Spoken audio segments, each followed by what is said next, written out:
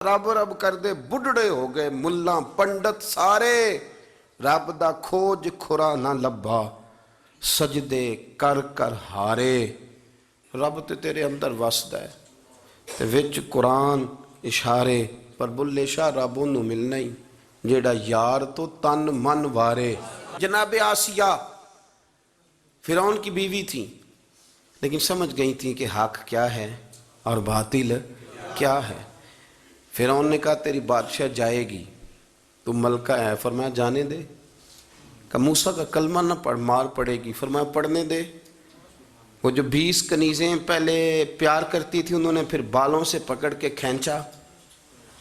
फिर फिरौन ने उनके माँ बाप के सामने उनको मारा, एड़ियों से मारा, ठुड्डे कहते हैं हम पंजाबी में, मारा पीटा। जिस महल में लोग अबरू के इशारे पे भागते थे, उस महल में हाथ बांधे गए। फिर फिरौन ने उनके वजूद पर तलवार के कट लगा के उसमें मिर्चें भरी। आधी रात थी, सर्दी में लेटी हुई थी और तकलीफ़ थी, बंधी हुई थी। हज़रत मूसा गुज़रे तो कहने लगे आसिया किस हाल में है, पूछने आया हूँ। कहा मूसा मेरी छोड़िए, बता रब राज़ी है कि नाराज़ है, वो मेरा मालिक मेरे बारे में क्या फरमाता है। उसका इस वक़्त मैंने हक पहचान के फिर मैंने नहीं देखा दुनिया क्या कहती है। और मेरे भाई अगर तू हक पे है तो जुलेखा इल्ज़ाम लगाए तो सारा मिस्र कहे कि यूसुफ माज़अल्लाह गलत कर गए। अगर तू हक पे है सारा मिस्र कहे तो यूसुफ फरमाया करते थे मुझे परेशानी कोई नहीं, इसलिए कि मेरा ज़मीर तो मुतमिन है ना। वो सालों बीत गए ये साबित करने पे कि मैं ठीक हूँ, पर ज़मीर मेरा मुतमिन है, तो मुझे किसी शख्स की किसी बात की कोई परवाह। अगर ज़मीर ही मुतमिन नहीं, अगर अंदर ही खड़ा होना नसीब नहीं, तो तू मुजरम है, तू कैदी है, तू झूठ बोलता है, तू धोखा दे रहा है। तू किसी के साथ इंसाफ क्या करेगा? तू तो अपने मन के साथ नहीं कर सका, तू अपने वजूद के साथ मुनसफ नहीं, तो तू किसी को क्या और इंसाफ देगा? सारे यजीदी 22,000 का लश्कर सामने खड़ा है। जिगर गोश है रसूल, नूर दीदा बतूल, हज़रत सैयदना इमाम हुसैन रदी अल्लाह ताला अन्हु घोड़े पे चढ़ के कहते हैं और बताओ पूरी दुनिया में कोई किसी नबी का नवासा इस वक्त है? और फरमाया मेरे बाद तुम्हें सारी दुनिया मिलेगी पर किसी नबी का कोई नवासा नहीं मिलेगा, इसलिए कि हुजूर के बाद नबी कोई नहीं, तो जो नबी कोई नहीं आएगा तो नवासा कैसे आएगा। और मैं तन्हा हूँ, 22,000 का लश्कर। अमर बिन साद नहीं पहचान सका हक को, खालिद बिन यजीद नहीं पहचान सका, उबैदुल्लाह इब्ने ज़ियाद नहीं पहचान सका, यजीद नहीं पहचान सका।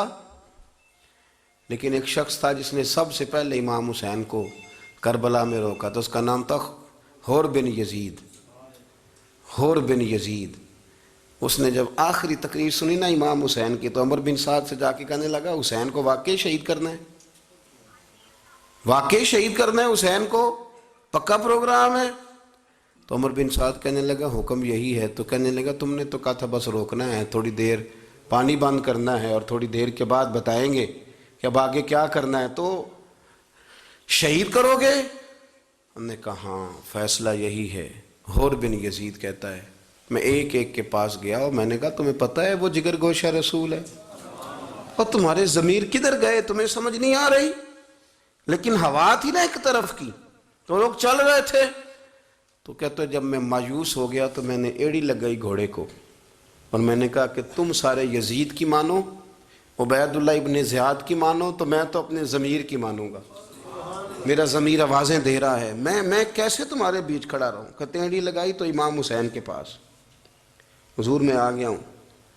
तो आपने फरमाया होर इस वक्त तो मेरे साथ कोई भी नहीं, तो यहाँ तो आया है, तो ये तो मार खानी पड़ेगी, 22,000 का मुकाबला 70, तू बात समझ रहा है? तो होर बिन यजीद रो पड़े, कहने लगे हुजूर ज़मीर का कैदी हो के मरने से बेहतर है मैं हुसैन का गुलाम हो के मर जाऊं।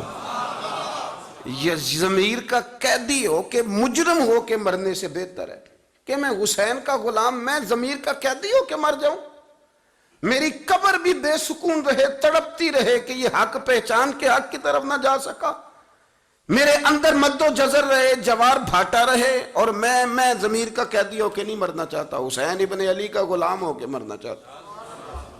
نہ زیاد کا وہ ستم رہا، نہ یزید کی وہ جفا رہی، جو رہا تو نام حسین کا، جو رہا تو نام حسین کا، جسے زندہ رکھتی ہے کربلا۔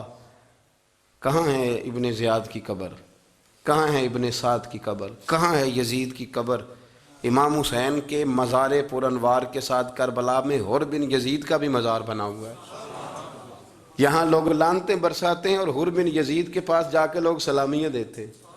ان ساروں پر جو دنیا کے ضمیر کے قیدی بن کے آئے، ان پر لعنتیں ہیں آج تک، اور وہاں دعائیں ہیں۔ اگر تو ضمیر کا قیدی، ہمیں پتہ ہے، اور یار ہم جانتے ہیں حق کیا ہے اور جھوٹ کیا ہے، ہمیں پتہ ہے سچ کیا ہے اور غلط کیا ہے، ہم جانتے ہیں۔ ہمیں اس کے لیے کوئی فتوے لینے کی ضرورت ہے؟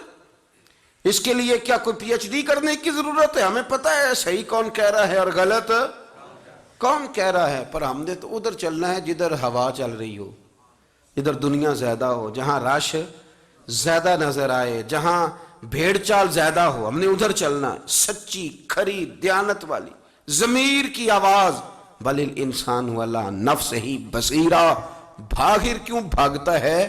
میرا رب فرماتا ہے تھوڑا اندر جھانک، تھوڑی سی نا نظر دائیں بائیں دیکھنے کی بجائے تھوڑی نیچے کر، نیچے کر۔ برے بندے نو لبن ٹریا تے جگ تے ملیا نہ کوئی، اپنے اندر چاتی پائی تے میں تھوں برا نہ کوئی۔ اندر تو دیکھنا تھوڑا۔ او بھائی اپنے یہ اس سے نکلیں، آپ اس سے نکلیں، یہ چیز آپ کو سکون دے گی، آپ کو خاموشی دے گی۔ آپ یقین کریں آپ کے پاس جتنا ہوگا نا اس پر آپ مطمئن ہو جائیں گے۔ آپ ضمیر کی آواز سنیں، خبردار دائیں بائیں جانے کی کیا ضرورت، ضمیر کی آواز سنیں۔ حضرت جعفر طیار رضی اللہ تعالیٰ عنہ کی قیادت میں نا، حضرت عثمان غنی بھی تھے اس میں، تو جب بڑا ستایا قریش مکہ نے، تو نبی پاک علیہ السلام نے کچھ صحابہ سے فرمایا کہ تم حبشہ کی طرف ہجرت کر جاؤ۔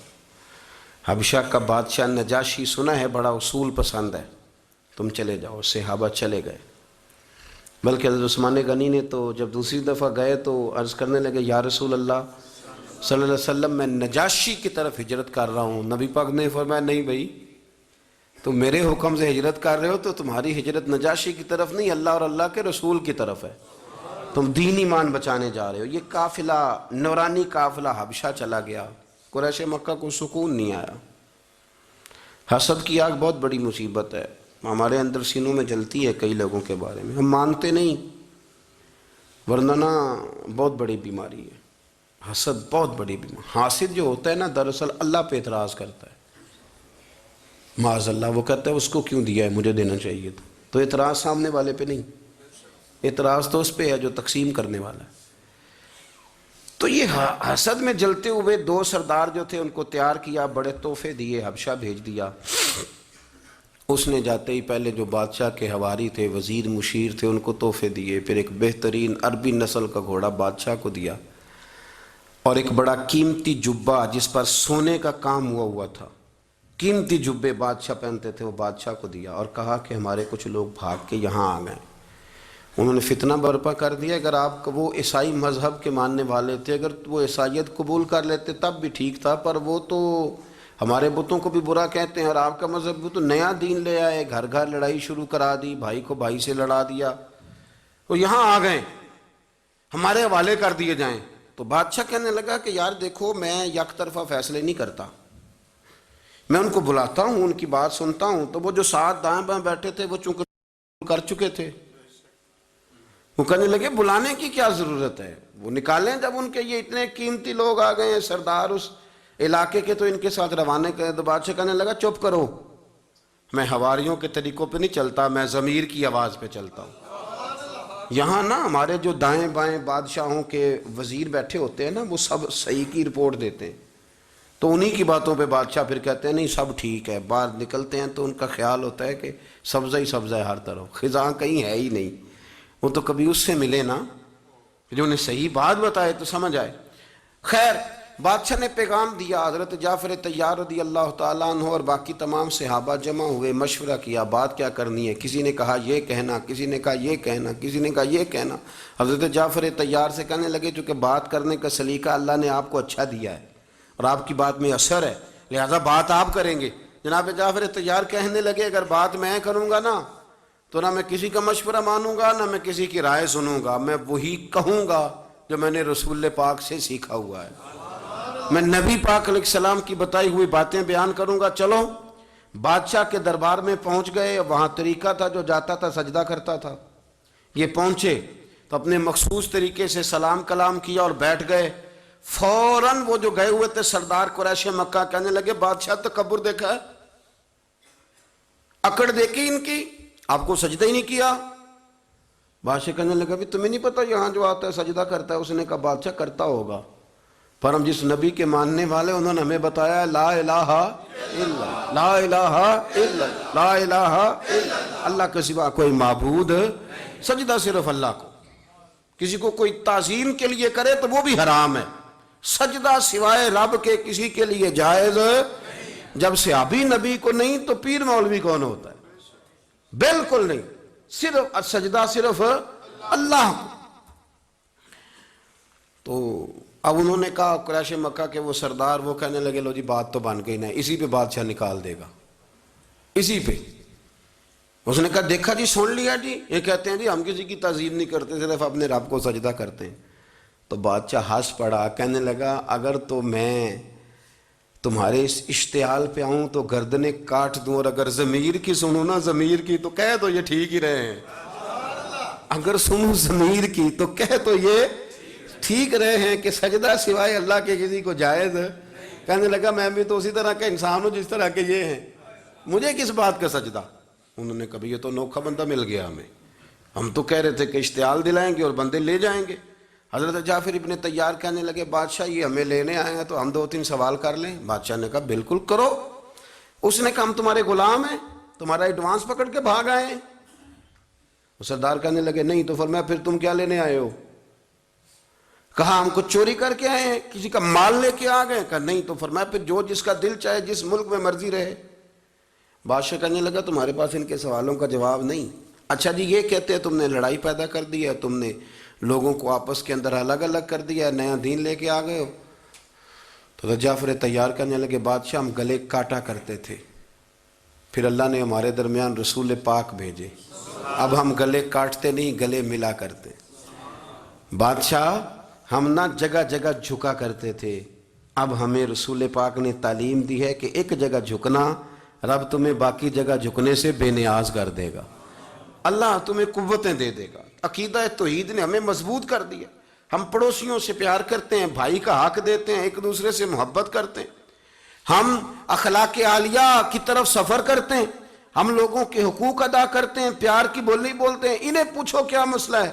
بادشاہ کہنے لگا بھی ایسا ہی ہے۔ کہا بالکل۔ تو بادشاہ کہنے لگا پھر اس طرح کرو تو اپنے تحفے اٹھاؤ اور تم نکلو، میں تحفے نہیں دیکھتا، میں ضمیر کی آواز سنتا ہوں۔ حضرت سعید بن زید کو حضرت عمر نے گورنر بنایا تھا، تو جناب عمر ملنے گئے تو تحفے بڑے لگے ہوئے تھے۔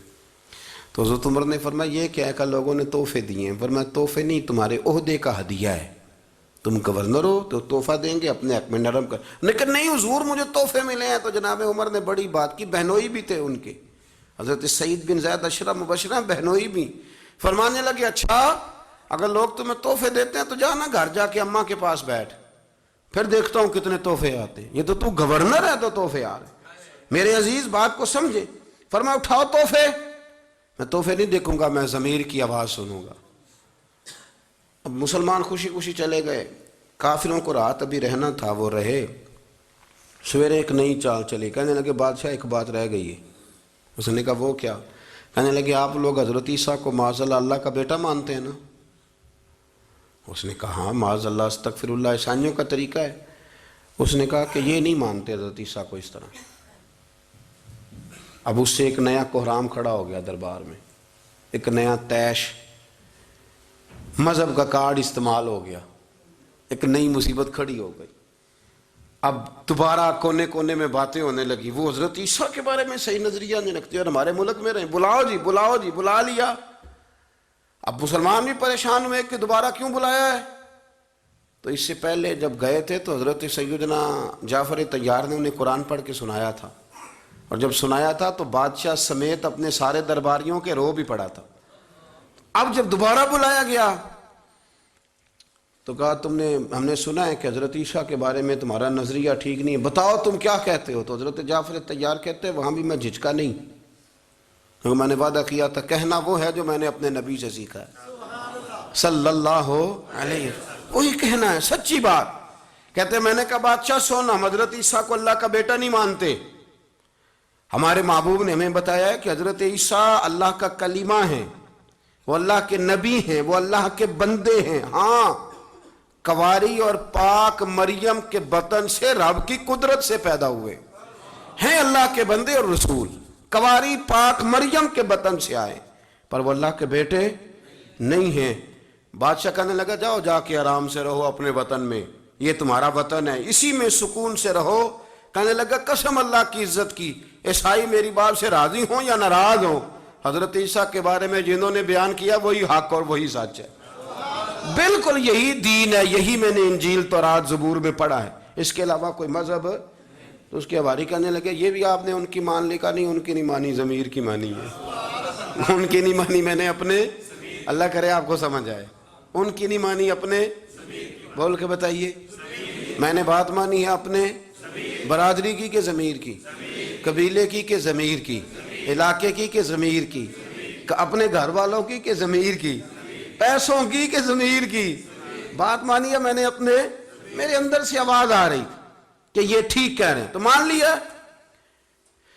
نبی پاک علیہ السلام نے اس کے پاس خط بھیجا کہ تم مسلمان ہو جا، کلمہ پڑھ جا۔ اس نے جواب میں خط بھی بھیجا اور اپنا بیٹا بھی بھیجا اور تحفے بھی بھیجے۔ کہنے لگا حضور آپ نے کہا تھا مسلمان ہو جا تو سونے میں ہو گیا ہوں، میری مجبوریاں ہیں، اسلام ظاہر کروں گا تو یہاں حالات اور ہو جائیں گے۔ حضور ہو گیا مسلمان، اور مجھے سیرت النبیہ کا وہ حوالہ نا میں کبھی مزے لے لے کے بیان کرتا ہوں اپنی تقریر، مزے لے لے مزے لے، اور بڑا مزہ آتا ہے۔ اصلاں نال جو نیکی کریے تے وہ نسلاں تاک نہیں بھول دے۔ ایک دفعہ نا وہاں سے حبشہ سے بھی کچھ مہمان آئے، تو پہلے یہ طریقہ تھا کہ جب نبی پاک کے پاس مہمان آتے تھے تو حضور صحابہ میں بانٹ دیتے، روٹی کھلاؤ اپنے گھر میں سلاؤ۔ یہ جو نجاشی کے مہمان آئے تو حضور نے ترکی خیمہ لگوایا، بڑا قیمتی ہوتا تھا، جیسے آج کل مارکی شارکی کا رواج نہیں، ترکی خیمے قیمتی خیمہ لگوایا، اور حضور نے فرمایا کھانا باہر نہیں پکے گا، یا عائشہ پکائیں گی یا فاطمہ پکائیں گی، گھر سے کھانا پکتا۔ اور فرمایا ابو ہریرہ، سلمان فارسی، بلال نہیں لے کے جائیں گے، خود اللہ کے رسول انہیں کھانا کھلائیں گے۔ تو صحابہ نے عرض کی سونے پرونے تو روز آتے ہیں، مہمان تو روز آتے ہیں، پر یہ رنگ؟ تو فرمایا تمہیں پتہ نہیں جب میرے صحابہ گئے تھے تو ان کے بادشاہ نے بڑا پیار کیا تھا، تو جو میرے غلاموں سے پیار کرے میں اس سے پیار نہ کروں، میں نہ محبت کروں؟ یہ انداز تھا۔ تو نجاشی مسلمان ہو گیا، کلمہ پڑھ گیا، اور جب یہ صحابہ واپس آنے لگے تو اس نے سلام بھی بھیجا، سواری بھی بھیجی، اور ایک بندہ بھی بھیجا۔ کہنے لگا محبوبہ یہ میں گواہ بھیج رہا ہوں، اپنے غلاموں سے پوچھ کے بتانا میں نے ان کے ساتھ سلوک کس طرح کا کیا ہے۔ یہ ترجمہ ہے سبا در مصطفیٰ تے جا کے کمی درود و سلام میں، یا رسول اللہ یہ میرا سلام ہے، میں نے قاصد بھیجا ہے، سونے ان سے پوچھ لینا کہ میں نے جو تھوڑی بہت نوکری کی ہے آپ کے غلاموں کی، حضور میری قبول ہے کہ نہیں، پوچھ لینا۔ تو حضور اس کو بتا دینا تاکہ گواہی ہو جائے۔ تو حضور کے سامنے جب وہ قاصد آیا اس نے آ کے کہا حضور وہ کہتا تھا کہ بتائیں، تو نبی پاک نے حضرت جعفر سے پوچھا تو جناب جعفر رو پڑے، کہنے لگے سونے تیرے بھی فضل و کرم کے قربان جاؤں، ایک میں ہی نہیں تجھ پر قربان زمانہ ہے۔ حضور وہ بھی آپ کا چاہنے والا ہے، وہ ایک شاعر تھا نا، یہ اس پہلو میں نہ لینا کسی اور پہلو میں لینا، تو کہتا میرے محبوب کے چاہنے والے بہت زیادہ تھے، اس کا پیار دور دور پھیل گیا۔ تو کہنے لگا ایک دن میں نے سوچا کسی جج سے شکایت کروں کہ مجھے ٹائم نہیں دیتا، پیار نہیں کرتا، اس سے شکایت لگائی تو وہ بھی اس کا چاہنے والا نکل آیا۔ کہنے لگا خواہش تھی کہ شکایت کریں گے تیری قاضی سے، پر کم بخت وہ بھی تیرا چاہنے والا نکلا، کم بخت وہ بھی تیرا چاہنے والا نکلا، وہ بھی شکایت سننے کو تیار نہ